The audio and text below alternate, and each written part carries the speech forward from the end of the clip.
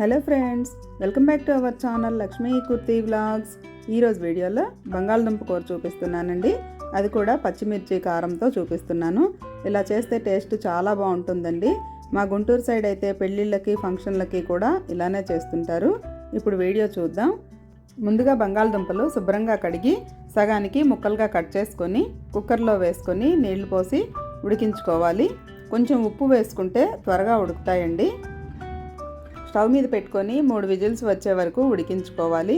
నా ఛానల్ ఎవరైనా first time చూస్తున్నట్లయితే సబ్స్క్రైబ్ చేసుకొని పక్కనే ఉన్న బెల్ ఐకాన్ని క్లిక్ చేసి ఆల్ సెలెక్ట్ చేసుకుంటే నేను ఏ వీడియోస్ పెట్టినా నోటిఫికేషన్స్ వస్తాయి.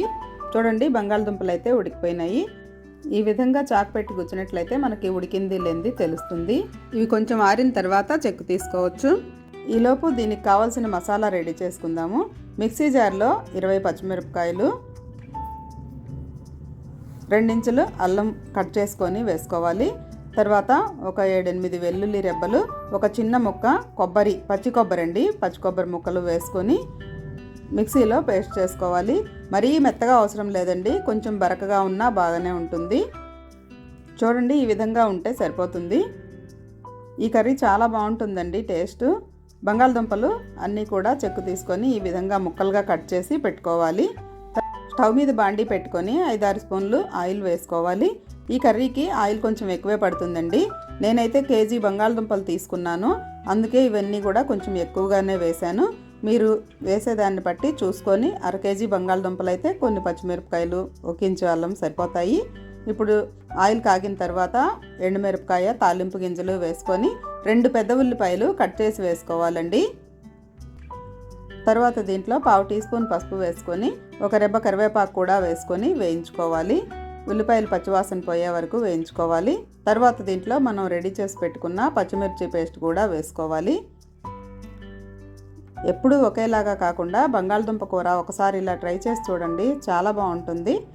తర్వాత దీంట్లో 2 స్పూన్లు సాల్ట్ వేసుకొని ఇదంతా కూడా పచ్చివాసన పోయే వరకు వేయించుకోవాలి.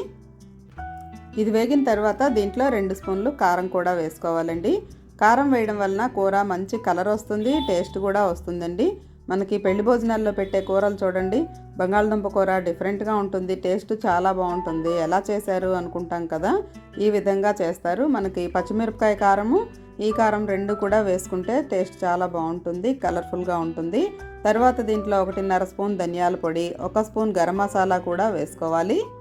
ఇంటికి ఎవరైనా గెస్టులు వచ్చినప్పుడు కూడా బంగాళదుంప కూర ఇలా చేసి పెట్టండి, చాలా బాగుందని అయితే అంటారు. మనం దీంట్లో పచ్చిమిరపకాయలతో పాటు పచ్చి కొబ్బరి, అల్లం వెల్లుల్లి ఇవన్నీ కూడా వేసాం కదా, దీనివల్ల కూడా మనకి కర్రీకి మంచి టేస్ట్ వస్తుంది. అన్నంలో కలుపుకోవడానికి కూడా బాగుంటుందండి.